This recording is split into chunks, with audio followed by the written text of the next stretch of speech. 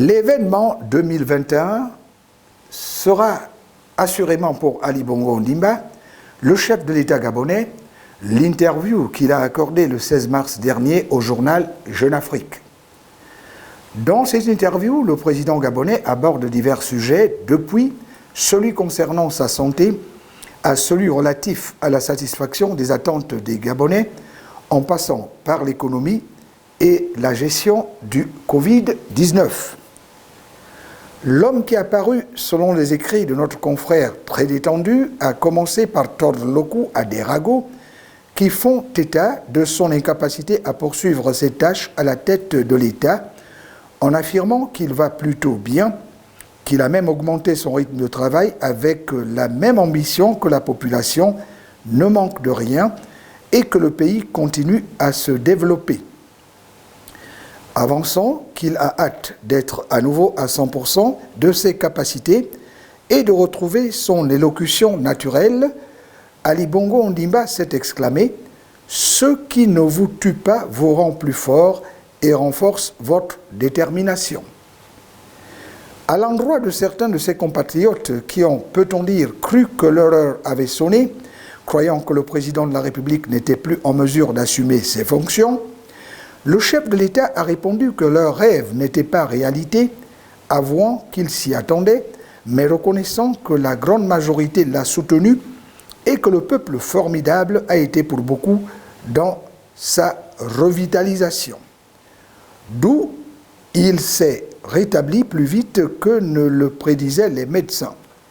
Mieux, a-t-il ajouté, il en ressort avec la ferme volonté de faire du Gabon l'un des pays les plus avancés d'Afrique d'ici à 10 ans.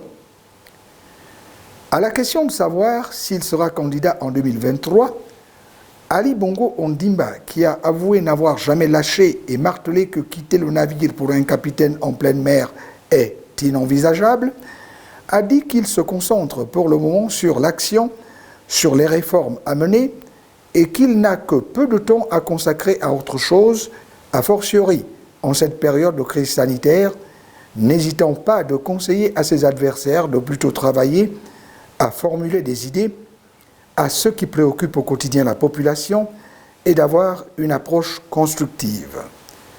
Interrogé sur le ménage qu'il a opéré à ses alentours, qui s'est soldé par la mise à l'écart de nombre de ses proches collaborateurs, le chef de l'État a rassuré qu'il n'a jamais été question pour lui d'affaires de personnes, encore moins de délit de faciès, mais qu'il s'est simplement agi pour lui de booster l'efficacité collective et de solliciter de nouvelles compétences des personnes agissant différemment pour pouvoir s'adapter sans cesse.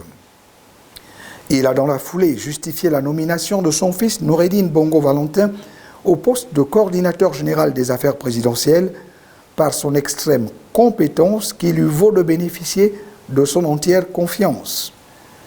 Noureddine, qui occupe une fonction technique, a dit Ali Bongo Ondimba, l'assiste au quotidien, veille à ce que ses directives soient bien exécutées en assurant le suivi.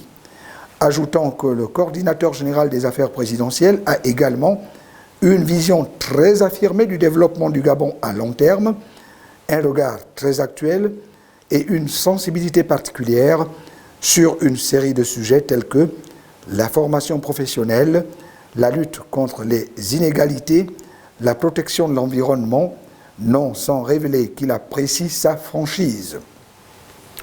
Concernant le cas Lacruche à Lionga, le chef de l'État, qui a fait valoir le principe de séparation des pouvoirs, a dit avoir une entière confiance dans la justice de son pays et que c'était à elle qu'il revient de sanctionner ceux dont l'indélicatesse est prouvée.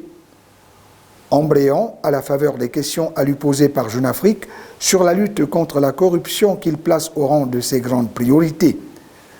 Égrénant des réussites en matière, par exemple, des travaux récents sur la task force, sur la dette intérieure, le renforcement du dispositif institutionnel ou encore le durcissement des procédures.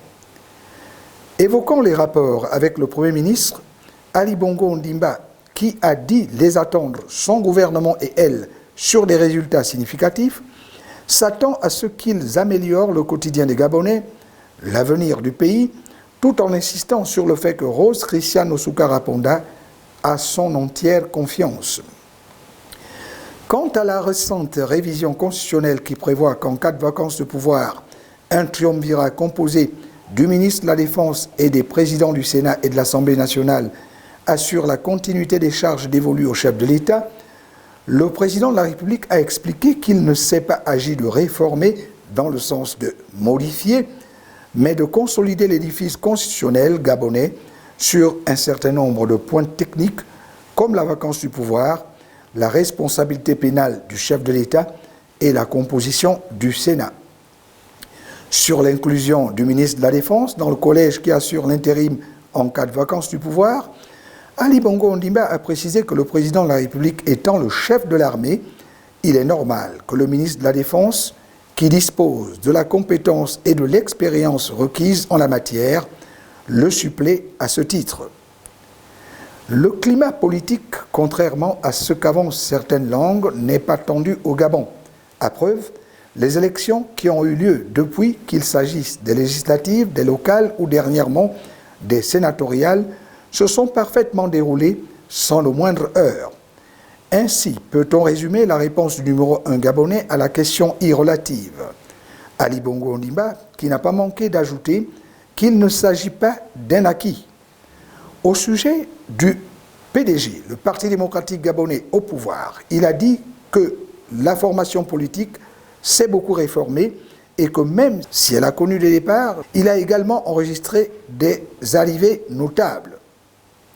Selon le chef de l'État gabonais, le parti qui n'est pas essoufflé mais est plutôt en pleine forme reflète aujourd'hui davantage la population dans toute sa diversité. En atteste les scores historiques réalisés lors des 3 derniers scrutins. Concernant l'opposition, Ali Bongo Ondimba, qui a avancé à son intention que la critique est aisée, l'art difficile, a souhaité que la démocratie gabonaise gagne à avoir une opposition structurée et constructive qui ne se contente pas de critiquer sans jamais faire de contre-proposition. Concluant, il faut savoir faire passer les intérêts de son pays avant tout. Abordons la question de la nomination d'un vice-président en lieu et place de Pierre Claver Mahanga Moussavou. Il a répondu à Jeune Afrique que la question sera réglée dans les plus brefs délais et qu'il a actuellement à l'étude plusieurs profils. Ensuite, ce qui était inévitable, le Covid-19 s'est invité dans le débat. Mesurant l'importance des dégâts sur les plans humains, social et économique, le premier des Gabonais a affirmé que comparativement à certains pays du continent, le Gabon montre de meilleurs signes de résilience, positivement même, lorsqu'il croit ferme et veut faire partager l'idée selon laquelle 2021 devrait être une année de forte reprise au cours de laquelle la croissance devrait être de l'ordre de 4%. Revenons sur les conséquences de la crise sanitaire. Ali Bongo Ondimba a dit qu'en tant que président de la République, sa responsabilité n'est pas de mettre en place des mesures qui font plaisir, mais de prendre les bonnes mesures pour protéger la population. Son objectif étant de permettre aux Gabonais de retrouver au plus vite le cours d'une vie normale. L'économie, venons-en, pour dire qu'à la question de savoir qu'est-ce qu'il attend du plan d'accélération de la transformation PAT 2021-2023, le chef de l'État a réagi. La diversification d'une économie ne se fait pas en un claquement de doigts, ajoutant « Le Gabon transforme davantage localement ses matières premières avant de les exporter, ce qui est bon pour l'industrie gabonaise et pour l'emploi. » Quant à son bilan à la tête de l'État, il a affirmé « Il est certain que nous aurions pu mieux faire sur certains points. Des erreurs ont également été commises qui auraient pu être évitées. Mais s'il y a eu des insuffisances, il y a également eu de nombreux succès. Ceux-ci ne doivent pas être passés sous silence, que ce soit en matière économique avec la réussite de la filière bois, en matière sociale avec la gratuité des soins pour les accouchements ou en matière sociétale avec la parité. » Prémonitoire lorsque sur le sujet, il conclut « Si je n'ai pas le pouvoir de changer le passé, Je peux en revanche agir sur le présent et l'avenir. Intervenant enfin sur les relations de son pays avec ceux étrangers, Ali Bongo Ondimba a précisé qu'en l'espace de 10 ans, le Gabon a beaucoup diversifié ses partenaires. Les pays d'Asie, du Moyen-Orient, d'Afrique ou encore la Russie ou la Turquie, ce qui est une indication de l'attractivité économique du Gabon. Dans le même temps, a-t-il ajouté, le pays a su conserver avec ses partenaires traditionnels, dont les États-Unis et l'Europe, une relation privilégiée, affirmant que son pays compte énormément sur le plan international pour son implication dans certains dossiers, comme la lutte contre le réchauffement climatique. Notons que l'élection du Gabon en octobre 2020 au Conseil des droits de l'homme de l'ONU, ou encore la validation par l'Union africaine en février dernier de sa candidature à un siège de membre non permanent du Conseil de sécurité de l'ONU, sont autant de preuves qui démontrent le poids diplomatique du pays d'Ali Bongo Ondimba. Ali Bongo Ondimba qui a conclu son entretien avec l'hebdomadaire Jeune Afrique en répondant avec sobriété à la question de savoir s'il pouvait répondre aux attentes des Gabonais.